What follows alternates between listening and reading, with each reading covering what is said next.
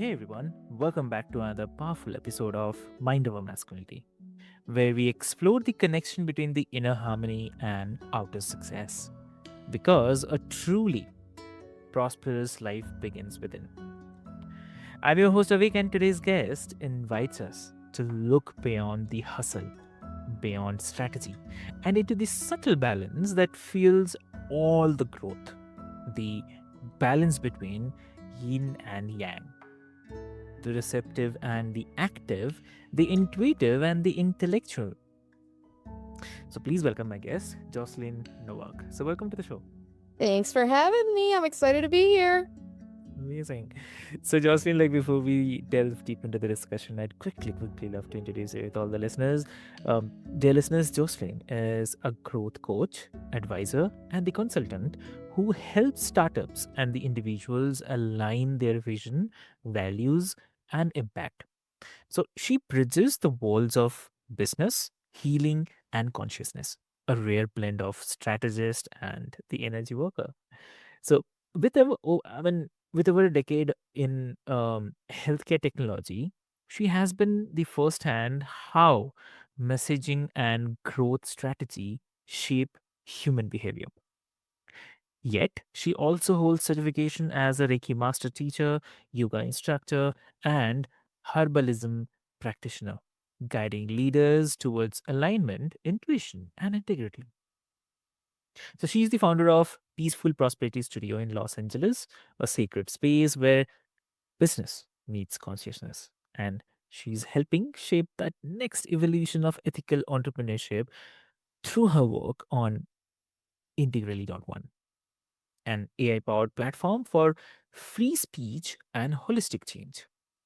And today we are exploring like how the balance of yin and yang within each one of us is not just a kind of spiritual ideal, but it's a practical foundation for well-being, creativity, and the authentic prosperity. So why to wait? Let's get started. Welcome to the show again, Jocelyn. Yes, thank you for the beautiful introduction. It's hard to fit it all in, but the tech background and the spiritual balance that I've cultivated while serving, you really did me justice, man. Thanks. Thank you so much. Yeah, and I would love to start with yin and yang within. You talk about the yin and yang as the inner archetypes, b- and that each of us carries both the receptive and active energies. Um, so, for the listeners who may think of this a kind of abstract, so for them, how do you explain this balance of yin and yang in everyday life? Beautiful. I love this question because it really is like how I start a lot of conversations. You could be at a coffee shop with me, and I'm going to jump right into that yin and yang. Um, I really like to think of the world in terms of duality and non duality, in that I truly believe our consciousness and beingness comes from a source energy that is one and united. And it bifurcates into this dualistic reality that we see. And it's where beauty comes from. It's where prosperity comes from. It's also where suffering comes from, but that kind of dualistic division that we experience starting as, a little cell splitting and ending up in this beautiful reality that we cultivate over time, it really does boil down and reduce to the balance of opposites, the yin and the yang.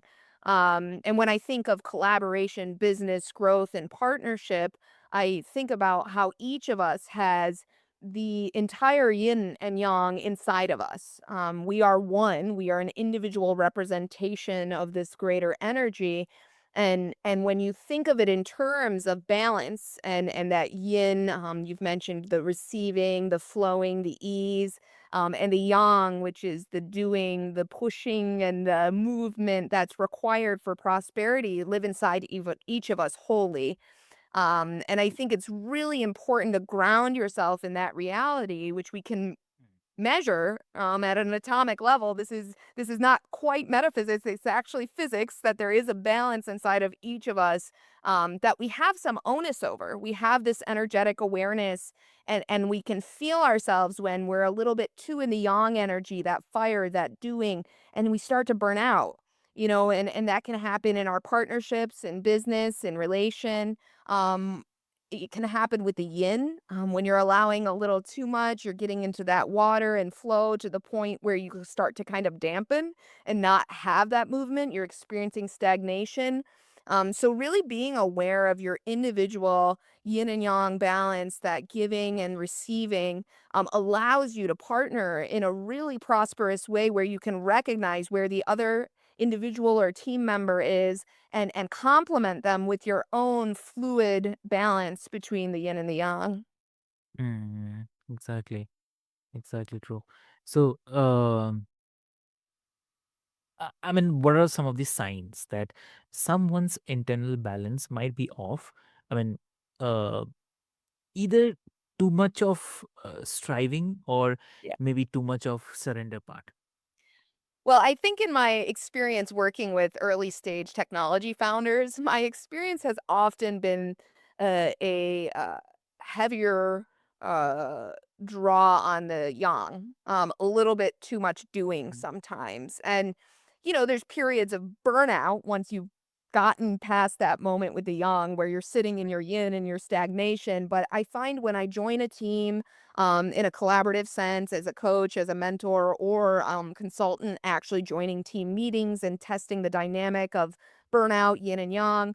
I notice there is often uh, symptoms of high yang and fire energy, and it presents itself in sometimes almost what feels like a totalitarian dynamic on internal teams. So I work with early stage founders, I've mentioned, and this is teams that are less than 50 people. Some of them are as small as 10, maybe even five.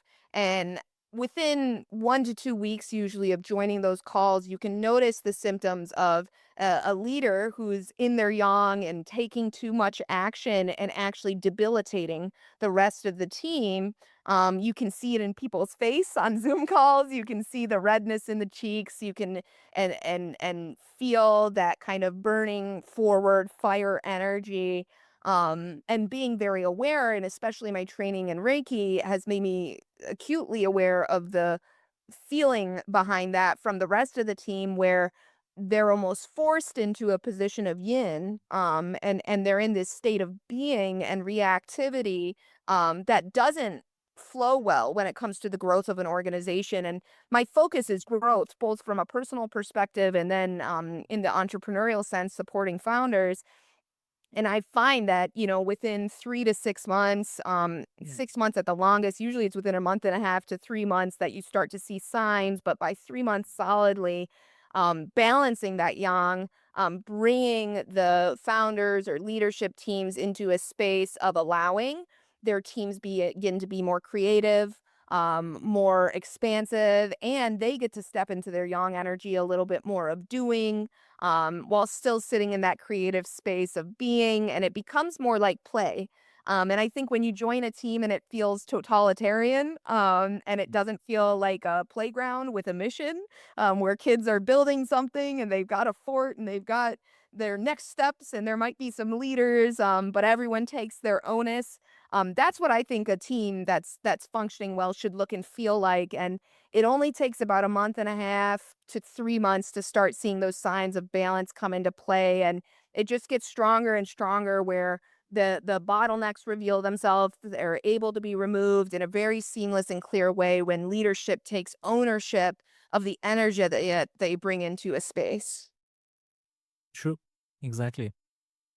And like, I have to say first that it's such a beautiful perspective. I mean, it makes a balance sound less like a kind of tightrope and more like a kind of rhythm when, I mean, how to say, like, we can learn to dance with, right? So, um, this is something I feel. And uh, also, if we talk about the prosperity part here, um, you founded Peaceful Prosperity Studio. Uh, I mean, which I love that because those two words don't go often together, right? So, Unfortunately true. so, so I mean, I mean, what does peaceful prosperity mean to him? I mean, if you can share. Sure. Yeah. So Yeah. peaceful prosperity is the space that I've created specifically for my Reiki practice, and that I am a teacher. I like to give people the tools to balance that kind of duality within themselves through self practice, self healing. And it honestly, I pontificated with my mom and Chat GPT for a couple weeks to come up Yeah. with the name. And it was really based on the fact that the way I define success and wealth looks different than what exists in our present day reality. It has more to do with having a holistic, authentic representation of yourself that you are able to embody day to day, moment to moment in a way where you magnetize the right opportunities to you. So bringing together that feeling of peaceful knowing, and there's almost a level of faith that comes in, and I am not a religious person by any means. I'm definitely a spiritual person, if you can't tell. But there is a level of Yeah. faith that you bring into your beingness when you're so peaceful with your own authenticity that it magnetizes prosperity. And prosperity is, being able to sleep in on the days you want, even if it's just a little. Prosperity is being able to grab coffee with a friend without even thinking about, cost and Mm. time. It's just benefit really that you're attracted towards and moving through. And there's a level of discipline and self-love that you have to cultivate the material prosperity that's required to have that peace for some people. But I think that what we really strive to do with Peaceful Prosperity Studio is allow people to reflect on themselves in a way where their definition of peace and prosperity really melds, and allows them to know that even as you're on the journey to Mm. abundance, wealth, you're already in it. You're in the soup. You can't avoid the peace and the prosperity around you. You're Yeah. cultivating it in a way where, and I always use this soup analogy with the universe. It's like if the universe was a bowl of soup, and you're the salt and I'm the pepper, and someone goes to take a bite, they're not gonna think I'm eating salt and pepper. They're gonna think I'm eating soup. And even though there's two very distinct characteristics of that soup, you're still getting the soup. And so when I think of peace and prosperity and abundance, not just in this kind of spiritual space, but in this entrepreneurial growth space, it really comes from embodying non duality, allowing those opportunities and moments of prosperity to flow through you in abundance, through self awareness. I think that self reflection and self awareness is really kind of the center point of peace and prosperity as I've tried to cultivate it in this space. True. Understood. So, I mean, from there, what do you say? Like, for the entrepreneurs and the leaders who are listening, what will be the one way they can begin um, building the prosperity that actually nourishes their soul instead of kind of depleting it?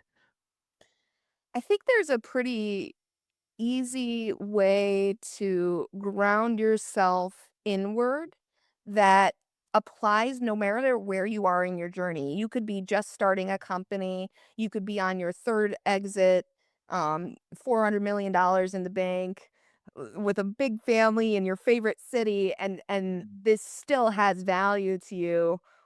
It's bringing the reflections you see externally inward in a way that every every opportunity, every event, every interaction you have is a chance to reflect and grow towards peace, which is a pathway to prosperity. And I've had that conversation with many friends and colleagues and founders around recognizing the patterns, um, through self-reflection that give them the peace and space to magnetize the prosperity. And it's not to say you don't work, it's like there is a level of prosperity that you cultivate. And I love the word cultivate because it implies gardening and time and patience. But there's a level of consistency that lives there too. And being consistent with self-reflection, Whatever that means for you, it could mean sitting in front of a mirror and meditating, looking at yourself. That's a really simple activity that can ground you in the present moment and allow you to reflect. It could be journaling, it could be walking the dogs without your phone in a way that you can reflect on the day. Just creating space for self reflection, whatever that means for you, is going to bring you closer and closer to that peace and prosperity that I believe all humans deserve and can cultivate. Hmm. True, true, exactly. And like if I say this way that uh you have worked with in the kind of healthcare tech and the business strategy also, but also in energy healing and yoga as well. So how do you bridge those two worlds? I mean, the analytical and the intuitive. I think that one, I have so many logical pathways in my brain. I was born into a very academic environment. My dad's a professor, very well studied, well read familial environment that requires that kind of more masculine, pointed, solution focused way of being. And I think that's allowed me to thrive from a business perspective and have such a stronghold as it relates to collaborating with tech founders. Mm. Um, but really, when it comes to bridging kind of what appears to be a yin and yang moment of opposite sides of beingness with business and spirituality, I just show up entirely wholly. There is not a moment that I hesitate on being myself, and that's something that's taken practice. Jocelyn in her 20s and before definitely was experimenting with what it is to be fully authentic and in the present moment. But I don't even think about bridging the gap because I am who I am. And I'll be at a large scale technology event and everyone's talking through their challenges, everyone's talking through their solutions. And I'll just come in with my nuggets about the yin and the yang and the balance in between statements around business development strategies and solution providers um, with no challenge because what I've found is the more authentically I show up, the more I do find the right rooms to be in and the right people find me. So I really have no challenge with bridging these aspects of self because in my mind there's no bridge. I am one thing and being fully embodied in this one individuated soul experience is something that comes natural through practice and becomes something you're unwilling to compromise on. So I don't think about bridging much. While there were times in my life where I experimented with how to be more authentic and in that present moment. But at this stage, it's become just one thing of you get the whole package with Jocelyn. We might be talking business strategy, we might be developing our target list for events. We might be uh, following up on XYZ, testing messaging, building user groups, like whatever it is that we're working on in the day to day. There's no reason it can't be lifted up and interconnected through the spiritual work that I've done for myself, my family, my lineage. There's no way to stop it from spilling over into my work. And I think it's one of my great gifts to not bifurcate myself in the name of the workplace environment. Mhm. True. So, I mean, have you ever found that the spiritual practices made you a better strategist, or maybe the vice versa? 100%. Yeah, 100%. I think there's a level of awareness that I have around energy in both a thinking and feeling perspective that gives me really clear insight into ROI. I think that return on investment is a lot easier to detect when you're considering the whole spectrum of measurement. And what I mean by that is like if you're testing something, if you're doing follow up on an event and you've done this work where you're keenly aware of imbalances, as I would say, it allows you to kind of cut early if something doesn't make sense. I also feel like it's given me a really unique advantage of being discerning about who I collaborate with.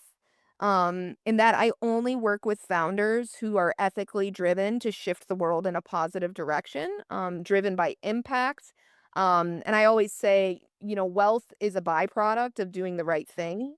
And if you are kind and you work hard, everything will continue to conspire in your favor. And the work hard piece shows up a lot. It's even one of the Reiki precepts. There's 5 kind of precepts to live by, and one of them is do your work diligently, show up, do the work. So there's a lot of overlap in the way that my spiritual self has come into the space of my business beingness, and I don't think any of it was intentional. I just am a whole person who can only show up as their authentic self, and and there's nothing else I can do, man. This is it. Yeah. Amazing. Amazing. So, I mean, like, if you have to leave our listeners with one question to ask themselves this week, then what will you say? I would bring us to peace and prosperity and really reflect, marinate, Okay. sit with the feeling of peace, Okay. and what that actually feels like to you. Because peace is a lot simpler than I think people make it out to be. And I live in downtown LA. There's protests here. There's helicopters. I don't know if you heard any of them flying by during this call. It's a pretty intense place, but right below those helicopters are hummingbirds in the bushes. And there's a lot of peace and beauty, even in the most challenging and changing environments. Mm, And I always bring this up. I read this once and I thought it was so funny but so true is, mm. as you're looking for peace, as you're cultivating the self, it's very Yeah. easy to do in the woods. It's very easy to go out in a cabin and get into that peace mode. It's pretty easy to do in the suburbs. It's pretty easy to do in those rural environments, small communities. But if you can do it in a city, like you've got it, man. Like it's pretty hard to or challenging, I would say, to cultivate that peace. Right from the get-go, but I think it starts with just sitting in what is peace to me, and reflecting in that same way I mentioned earlier. You could sit in front of a mirror, you can journal, you can walk around outside, you can sit in bed, just think about that feeling of peace and what it actually feels like. And then the requirements start to reveal themselves to make that a state of being, versus a state of doing. Amazing, amazing. Jocelyn, thank you so much for this conversation. Equal parts grounded and transcendent, I'd say. I mean, um, you have reminded us that balance is not a kind of static state, but it's a living conversation um, within ourselves, and one that asks for honesty, gentleness, and courage. So, for everyone who's listening right now, or maybe you'll be listening later, um, take a moment today to notice like where your energy is flowing, outward or inward, giving or receiving, or maybe doing or being, right? So, because prosperity is not found in choosing one over the other, but it's all about found in learning like how they dance together. So, if you'd like to learn more about Jocelyn's and her work with Peaceful Prosperity Studio or her consulting for the high integrity startups, please visit her online and follow her thought provoking reflections on the conscious growth and the leadership. And Jocelyn, if someone wants to connect with you personally, what would be the great medium to connect? Sure, yeah, so usually, honestly, LinkedIn, as funny as it is, is where I spend some of my time. And then secondarily, I do have a website. It's just my name, jocelynnowak.com. And it's got my contact information there. Everything from Reiki, yoga balance, to the business aspect of what I do. And honestly, I really do enjoy working with founders directly and helping bring impact to the world through early stage technology. So that's really a space I want to carve out. So find me on LinkedIn, shoot me a note. I'm happy to connect, even if it's just virtual coffee. Amazing. Amazing. Dear listeners, I'll put all the links into the show notes for your easy reference. And with this hope, this is your host Avik, and this is Mind Over Masculinity, reminding you that balance is not a luxury. It's a quiet power that makes everything else sustainable. So until next time, stay centered, stay open, and let your energy lead the way. So thank you so much.